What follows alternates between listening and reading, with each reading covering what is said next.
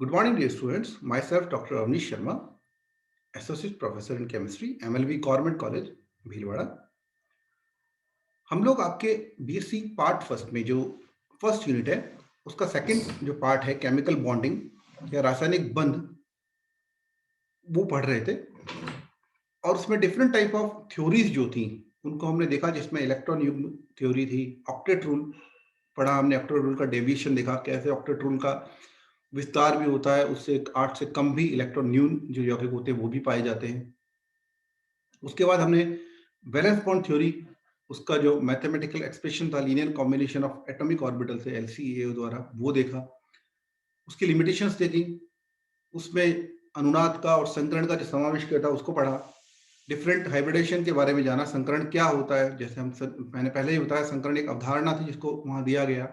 Different type of hybridisation देखे, sp3 sp2 dsp2 sp3d2, उनसे ज्यामिति पे क्या फर्क पड़ता है उसको देखा। कैसे हाइब्रिडेशन किसी भी मॉलिक्यूल का हम निकाल सकते हैं, वो ट्रिक्स हमने देखी। ठीक है, और उसकी लिमिटेशन हमने देखी। तो अंत में ये देखा हमने कि वैलेंस बॉन्ड थ्योरी की कुछ ऐसी लिमिटेशन थी जिससे कुछ क्वेश्चंस अनआंसर्ड रह जाते हैं, कुछ अनुत्तरित प्रश्न रह जाते हैं। उनको सुलझाने के लिए, उन क्वेश्चन को आंसर करने के लिए ही एमओटी अवधारणा की, एमओटी थ्योरी की, सिद्धांत की जरूरत पड़ी। आज भी संकरण प्रासंगिक है, वैलेंस बॉन्ड थ्योरी भी प्रासंगिक है। जो सिंपल मॉलिक्यूल्स होते हैं उन पर वैलेंस बॉन्ड थ्योरी अच्छे से काम करती है, लेकिन जैसे ही थोड़ा जटिल मॉलिक्यूल या कुछ एक्सेप्शनली मॉलिक्यूल्स की बात आती है, वहां पर बीबीटी थोड़ा फेल हो जाती है। तो आज हम पढ़ेंगे एमओटी। एमओटी की हम शुरुआत देखेंगे, कैसे एमओटी के अलग अलग सिद्धांत हैं, एमओटी में क्या कॉन्सेप्ट्स हैं, क्या पॉइंट्स हैं, डिफरेंट पॉइंट्स। ठीक है, तो मैं शुरू करता हूँ, जस्ट अ मिनट। एक और चीज जो मैं याद दिलाना चाहूँ, जो हम पढ़ चुके हैं, बहुत ही इंपॉर्टेंट थी, वो भी वैलेंस बॉन्ड थ्योरी का ही पार्ट है। That is valency shell electron pair repulsion theory. ठीक है, जिसमें कि इलेक्ट्रॉन युग्म जो होता है, बंधी युग्म, एकल युग्म, उनके प्रतिकर्षण के द्वारा ज्यामिति का निर्धारण, जो जो त्रिविम में, जो स्पेस में कैसा मॉलिक्यूल स्ट्रक्चर लेगा, उसके बॉन्ड कैसे स्क्वीज हो जाएंगे, कैसे वो फैल जाएंगे, ये उसकी बॉन्डिंग पे डिपेंड करता है। तो lone pair, lone pair, lone pair, bond pair, bond pair, bond pair repulsion को हमने देखा। उसके द्वारा हमने डिफरेंट जो मॉलिक्यूल्स हैं उनके स्ट्रक्चर में क्या डिफरेंस आता है, उनके एंगल में क्या डिफरेंस आता है, उसको भी हमने पढ़ा था। इलेक्ट्रोनेगेटिविटी से भी हमने देखा था। तो उस पर कई सारे कॉन्सेप्चुअल क्वेश्चंस आते हैं। जो ये valency shell electron pair repulsion theory है, बहुत छोटा सा टॉपिक है, लेकिन इस पे कई सारे क्वेश्चन, कई अच्छे अच्छे बड़े बड़े जो पोस्ट के लिए एग्जाम्स होते हैं, नेट का है, डीआरडीओ का है, एनईडी का है, इन सबके उसमें क्वेश्चंस में ये आता है। तो ये बहुत इंपॉर्टेंट टॉपिक है, ये मैं बताना आपको दोबारा चाह रहा था। अब हम शुरू करते हैं आणविक कक्षक सिद्धांत। तो मैंने इसके नीचे एक लाइन लिखी है कि MOT is a delocalised bonding model. तो ये लाइन जो है ये डिफर करती है किससे? वैलेंस बॉन्ड थ्योरी से। ये इसको वैलेंस बॉन्ड थ्योरी से बिल्कुल अलग बनाती है। तो हम एक एक करके पॉइंट पढ़ते जाएंगे और साथ में मैं आपको समझाता चलूंगा। सबसे बड़ा जो वैलेंस बॉन्ड थ्योरी का कॉन्सेप्ट था, जो नियम था, जो पॉइंट था, वो हमने ये पढ़ा था कि उसमें दो अनपेड इलेक्ट्रॉन होते हैं। ठीक है, दो परमाणुओं के पास में अनंत से पास पास आते हैं, और पास आके एक प्रतिकर्षण होता है, आकर्षण होता है, जहां वो बैलेंस हो जाता है वहां बंध बन जाता है।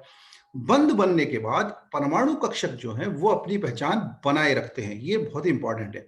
जो परमाणु कक्षक होते हैं वो अपनी पहचान बनाए रखते हैं, जबकि इलेक्ट्रॉन अपनी पहचान खो देते हैं। तो आप अगर पिछले लेक्चर देख लीजिएगा, वहां मैंने बताया था कि ये एच परमाणु है, ये Hb परमाणु है। ये दोनों हाइड्रोजन है, दोनों बिल्कुल सेम है, पर हम इनको डिफरेंशिएट कर रहे हैं सिर्फ इसलिए कि ये जो परमाणु है ये अपनी पहचान बनाए रखते हैं, और इलेक्ट्रॉन अपनी पहचान खो देते हैं। इलेक्ट्रॉन इन दोनों के बीच में रहेंगे, एक इलेक्ट्रॉन ना यहाँ लोकलाइज रहेंगे, इनके बीच में रहते हैं। तो ये सबसे बड़ा कॉन्सेप्ट है। इसके बाद आणविक कक्षक जो थ्योरी है, उसमें ये कहते हैं कि जितने परमाणु कक्षक हैं किसी भी मॉलिक्यूल में, वो अतिव्यापन करते हैं। ठीक है, अतिव्यापन के पश्चात उतनी ही संख्या में वो आणविक कक्षक बनाते हैं। ठीक है, लेकिन जैसे ही वो आणविक कक्षक बनेंगे, वैसे ही वो अपनी जो परमाणुविक कक्षक वाली पहचान थी उसको खो देंगे। तो ये नहीं, जैसे अगर सपोज 1s कोई एटॉमिक ऑर्बिटल है, परमाणु कक्षक है, और इधर भी 1s परमाणु कक्षक है, ये दोनों अगर मिलते हैं तो ये दोनों मिलके दो आणविक कक्षक बनाएंगे। ठीक है, दो मिल रहे हैं, दो ही बनाएंगे। और ये दो जो आणविक कक्षक हैं, ये ना इससे मिलता जुलता है ना इससे मिलता जुलता है। मिलता जुलता मतलब कि एनर्जी, तो इसकी एनर्जी ना तो इसके बराबर होगी वन इसके, ना इसके बराबर होगी। इसकी एनर्जी बिल्कुल इन दोनों से अलग होगी। ठीक है, तो जितने आणविक परमाणु कक्षक मिलते हैं उतने ही आणविक कक्षक बनाते हैं। जैसे वैलेंस बॉन्ड थ्योरी में इलेक्ट्रॉन जो होता है परमाणु कक्षक के अंदर रहता है, वैसे ही एमओटी में इलेक्ट्रॉन आणविक कक्षक में रहता है। परमाणु कक्षक यहाँ पर खत्म हो जाते हैं, वो मिलकर क्या बनाते हैं, आणविक कक्षक बनाते हैं। अब कैसे बनेंगे वो आगे अपन पढ़ेंगे। ठीक है, तो आणविक कक्षक जो होता है वो भी जैसे परमाणु कक्षक होते हैं भिन्न भिन्न ऊर्जा के 1s 2s 2p इस तरह होते हैं, वैसे ही आणविक कक्षक भी अलग अलग ऊर्जा के होते हैं, अलग अलग आकृति के होते हैं, अलग अलग अभिविन्यास के होते हैं। ठीक है, ये आगे बताता हूं मैं, आगे आ जाएगा कैसे है ना। 1927 में हमें पता है, हम पढ़ चुके हैं कि हाइटलर लंदन ने वैलेंस बॉन्ड थ्योरी का सिद्धांत दिया था। ठीक है, उसी टाइम पे बराउ एक साइंटिस्ट थे, उन्होंने देखा कि जो H2+ आयन है उसकी व्याख्या हम वैलेंस बॉन्ड थ्योरी से नहीं कर पा रहे।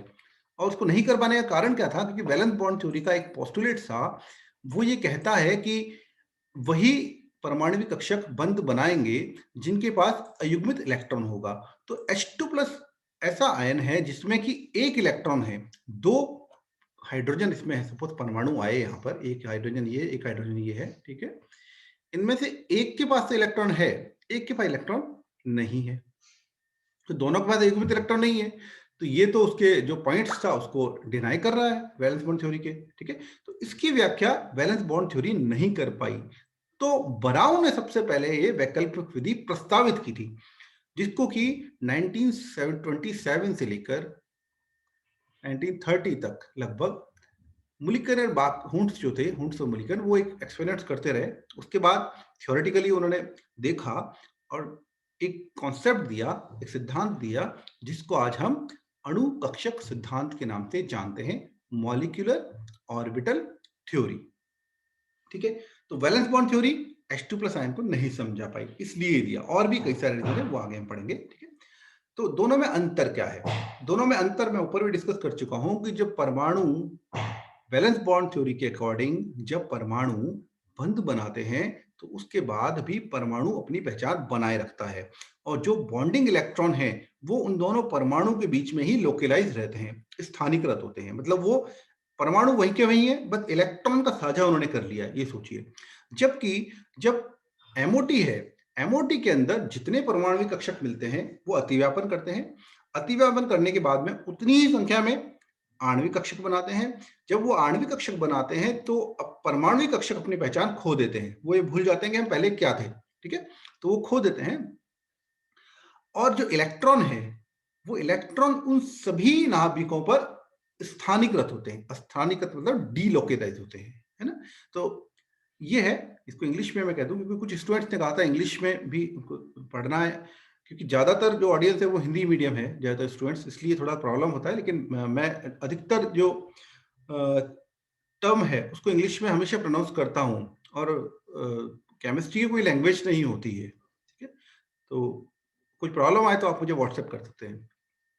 ओके, तो MO theory uses the combination of atomic orbital to yield molecular orbitals and electrons are delocalized over the entire molecule. Okay,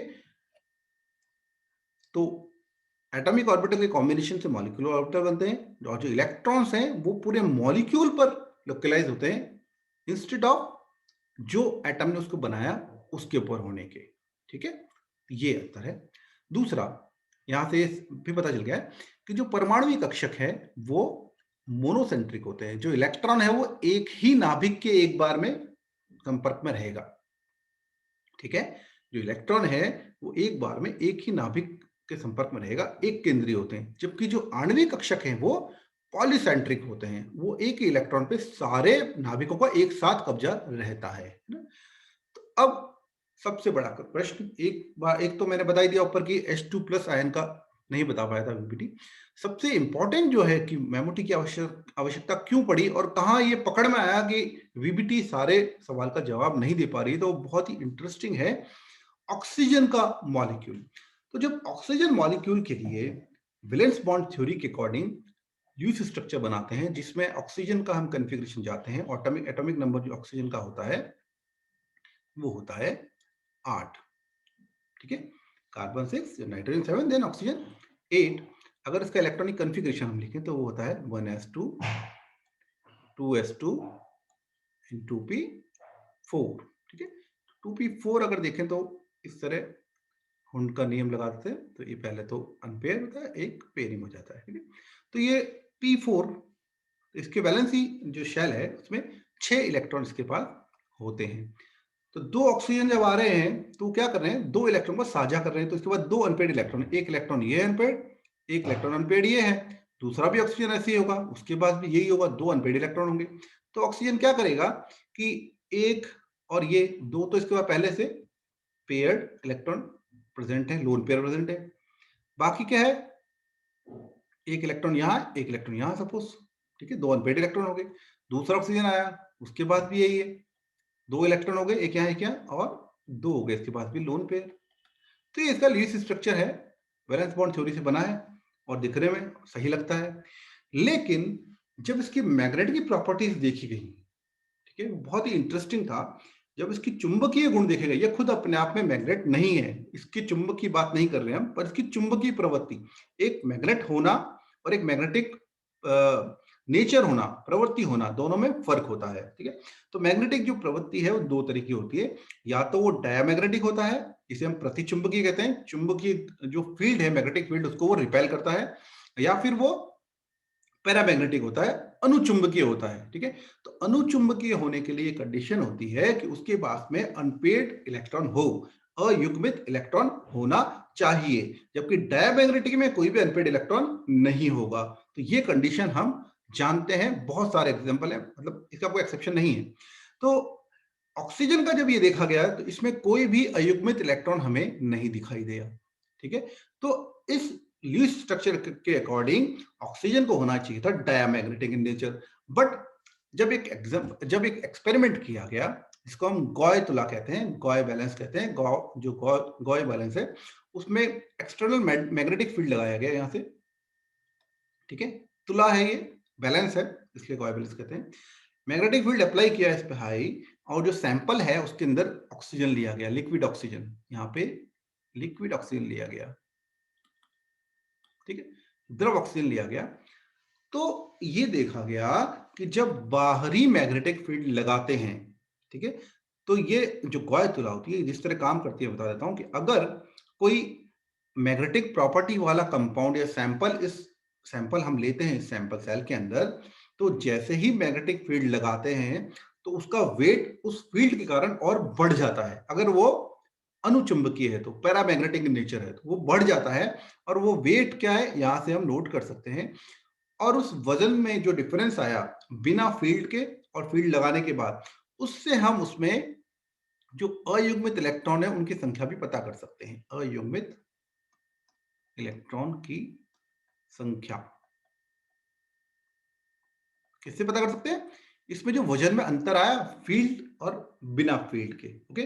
तो जब गॉय तुला में चुंबकीय क्षेत्र के साथ जब ऑक्सीजन, लिक्विड ऑक्सीजन को रखा गया तो इसके वजन में फर्क आया, इसका वेट बढ़ जाता है मैग्नेटिक फील्ड लगाने से, और वो फील्ड में जो डिफरेंस है उससे ये पता चला कि ऑक्सीजन के अणु में कम से कम 2 अयुग्मित इलेक्ट्रॉन हैं, ठीक है।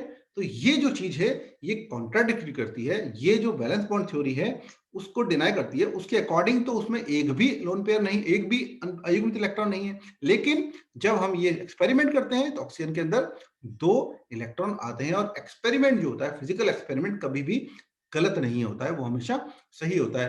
पानी हमेशा ऊपर से नीचे ही गिरेगा, नीचे से ऊपर नहीं जाएगा, ओके। तो ये है इसमें कि द पैरामैग्नेटिक सैंपल, ये मैंने लिखा भी है, paramagnetic samples that are attracted to the magnet will appear heavier because of the force exerted by the magnetic field. तो मैग्नेटिक फील्ड जब फोर्स एक्सर्ट कर रहा है और वो पैरामैग्नेटिक अगर नेचर में है, अनुचुंबकीय है, तो वजन बढ़ जाता है। और ऑक्सीजन के केस में ऐसा ही होता है, वेट बढ़ जाता है। और उस वेट के डिफरेंस को देख के हमने ये पता लगाया कि इसमें 2 अयुग्मित इलेक्ट्रॉन कम से कम होते हैं, जो कि वैलेंस बॉन्ड थ्योरी के अकॉर्डिंग समझाया नहीं जा सका, इसलिए एमओटी की जरूरत पड़ी।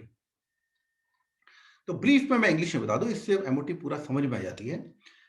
MOT describes the distribution of electron in molecule in much the same way that the distribution of electron in atom is described using atomic orbital। तो जितने एटॉमिक ऑर्बिटल होते हैं उतने ही मॉलिक्यूलर ऑर्बिटल बनाते हैं वो। और जैसे एटॉमिक ऑर्बिटल के अंदर इलेक्ट्रॉन हमने लिखा था 1s2 2s2 2p6, इसी तरह से जो आणविक कक्षक हैं या मॉलिक्यूलर ऑर्बिटल्स हैं, उनके अंदर भी इलेक्ट्रॉन रहते हैं, डिस्ट्रीब्यूटर वितरित रहते हैं। ठीक है, वही क्वांटम मैकेनिक्स बिहेवियर जो वहां काम आया था वो यहां भी काम आता है। वहां भी साई हमने काम में लिया था प्रोबेबिलिटी बताने के लिए, यहां भी साई काम आता है प्रोबेबिलिटी बताने के लिए। ठीक है, एंड जो जितने भी लॉस थे, हुम्स का लॉ, पाउलीज लॉ, वो सब लॉ यहाँ काम आते हैं इलेक्ट्रॉन फिलिंग के। यहाँ भी the region of space in which a valency electron in a molecule is likely to be found is called a molecular orbital. वहां पर उसको हमने जो जहां पे probability of finding electron maximum रहता है उसको ऑर्बिटल कहा था, एटॉमिक ऑर्बिटल कहा था। यहाँ वो मॉलिक्यूलर ऑर्बिटल है, उसको यहाँ भी साई स्क्वायर से ही निकाला जाता है। एक एटॉमिक ऑर्बिटल के अंदर 2 इलेक्ट्रॉन रह सकते हैं अपोजिट स्पिन के अंदर, ऐसा ही मॉलिक्यूलर ऑर्बिटल में भी 2 इलेक्ट्रॉन रह सकते हैं अपोजिट स्पिन के अंदर। ठीक है, ये पॉइंट्स हैं जो मैंने किया है, वही मैं डिफाइन दोबारा कर देता हूं। जैसे परमाणु कक्षक से दर्शाते हैं इलेक्ट्रॉन के वितरण को एक परमाणु के अंदर, वैसे ही आणविक कक्षक में उसको आणविक आणविक कक्षक में इलेक्ट्रॉन का वितरण एमओटी से दर्शाया जाता है।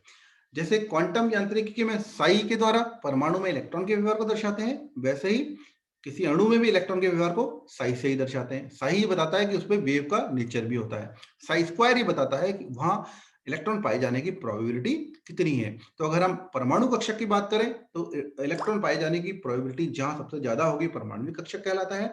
इसी तरह जहां अणु में संयुक्त इलेक्ट्रॉन, यहाँ पे वैलेंस इलेक्ट्रॉन आ गए, तो जहां किसी भी अणु में वैलेंस इलेक्ट्रॉन के पाए जाने की संभावना सबसे ज्यादा होती है, वो स्थान आणविक कक्षक कहलाता है। जैसे किसी परमाणु में इलेक्ट्रॉन की एनर्जी क्वांटाइज होती है, वैसे ही एक मॉलिक्यूल के अंदर भी इलेक्ट्रॉन की ऊर्जा क्वांटाइज होती है, डिफरेंट क्वांटम नंबर यहां भी काम करते हैं। ओके, सो जो परमाणविक कक्षक हैं वो मिलकर के आणविक कक्षक बनाते हैं, ये मैंने बताया। तो उसके लिए कुछ नियम है, ये नियम सुनने में रिजेंबल करेंगे वैलेंस बॉन्ड थ्योरी से। तो मैंने इसीलिए पहले भी कहा कि वैलेंस बॉन्ड थ्योरी के कई सारे पोस्टुलेट्स जो इलेक्ट्रॉन के वहां लगते हैं परमाणु अतिव्यापन में, ठीक है, जो करते हैं वो यहां भी सुनाई देंगे। तो एकदम उसको हम डिस्कार्ड नहीं कर सकते, ये मॉडिफाइड थ्योरी है, ये उसको डिस्कार्ड करने के बाद थ्योरी नहीं बनी है। ओके, तो जितने परमाणविक कक्षक अतिव्यापन में भाग लेते हैं उतने ही आणविक कक्षक बनते हैं, पहली चीज है ना। दूसरी चीज, जो कक्षक अतिव्यापन में भाग लेते हैं उनकी एनर्जी लगभग समान होनी चाहिए। ऐसा नहीं है कि एक तो है 1s और एक है 3d, तो इनमें कोई अतिव्यापन नहीं होगा, कोई आणविक कक्षक इनसे नहीं बनेगा। केवल वही कक्षक अतिव्यापन में भाग लेंगे जिनके लिए सिमेट्री अलाउड है। मैंने कहा जो कक्षक होते हैं ये वो क्या होते हैं, दिशात्मक होते हैं एस के अलावा। तो हर हर ओर से पॉसिबल नहीं है अतिव्यापन, वही है जहां पर सिमेट्री अलाउड करेगी। ओके, जितना ज्यादा अतिव्यापन होगा उतना ही मजबूत बंध बनेगा, ये वैलेंस बॉन्ड थ्योरी में भी था। हमेशा इलेक्ट्रॉन भरने का क्रम नीचे ऊर्जा से ऊपर की तरफ होगा, ये भी हम जानते ही हैं। इलेक्ट्रॉन भरने के सारे नियम जो पाउलीज के, हुम्स के नियम थे, वो सारे नियम परमाणु कक्षक में जो फॉलो किए गए थे उनको आणविक कक्षक या मॉलिक्यूलर ऑर्बिटल में ही फॉलो किया जाएगा। ठीक है, जो अतिव्यापन होता है, ठीक है, तो उसमें हाफ फील्ड, फुल फील्ड, खाली सब तरह के कक्षक भाग लेते हैं, इलेक्ट्रॉन भाग नहीं लेते हैं, जैसे संकरण में हमने देखा था। तो ये आणविक कक्षक बनने के कुछ नियम है। अब हम देखते हैं आणविक कक्षक का बनना, कि कैसे परमाणविक कक्षक से आणविक कक्षक बनते हैं। ठीक है, तो मैं सिंपल सा एक समझा देता हूं यहां पे, उसके बाद अपन आगे बढ़ेंगे तो ज्यादा अच्छे से समझ में आएगा। एक सिंपल चीज है, अगर यहां पर दो कोई परमाणविक कक्षक हैं हमारे पास, ठीक है, कोई भी है सपोज, उनसे मिलकर उतनी ही संख्या में आणविक कक्षक बनेंगे, ठीक है। एक और अगर हम यहाँ जोड़ दें, ठीक है, तो कितने, 3 परमाणविक कक्षक हैं और 3 ही आणविक कक्षक बनेंगे। तो आणविक कक्षक 3 प्रकार के होते हैं, कोई जरूरी नहीं है कि हमेशा ही तीनों ही प्रकार के आणविक कक्षक बने, नहीं, जरूरी तो है पर तीनों में ही इलेक्ट्रॉन रहे जरूरी नहीं है ना। तो ये सपोज एक परमाणु कक्षक है, ये सपोज एक एनर्जी पे है, ठीक है।